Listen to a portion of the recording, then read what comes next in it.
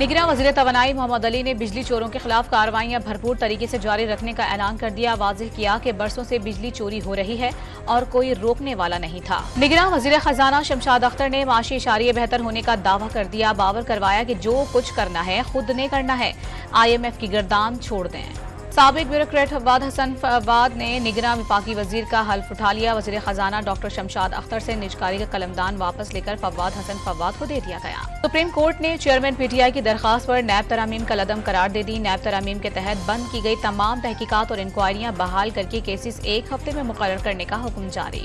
Supreme court के फैसले से 700 अरब रुपए के मुबैना करप्शन केसेस फिर खुल गए। 6 साबिक वज़राए आज़म, 14 वज़राए आला और 78 वज़रा फिर मुकदमात भुगतेंगे।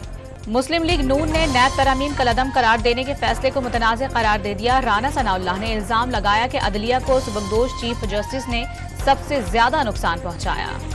सुप्रीम कोर्ट ने इत्तेहादी हुकूमत की जानिब से खुद को दिया गया NRO खत्म कर दिया। उम्मीद है नैब अब सियासी इंजीनियरिंग के लिए इस्तेमाल नहीं होगा।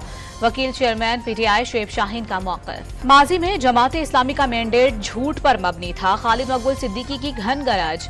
मुस्तफा कमाल ने जमात इस्लामी के रहनुमाओं को मुनाफिक करार दे दिया। कोयटा के करीब सिक्योरिटी फोर्सेस पर हमला नाकाम। फोर्सेस ने जवाबी हमला करके 3 दहशतगर्द मार गिरा दिए। सूबेदार कैसर रहीम शहीद और 1 सिपाही शदीद जख्मी। कराची सदर सिटी डिस्ट्रिक्ट में नशे के आदी अफराद ट्रैफिक सिग्नल्स की महंगी डिवाइसेस और केबल्स उखाड़ कर ले गए।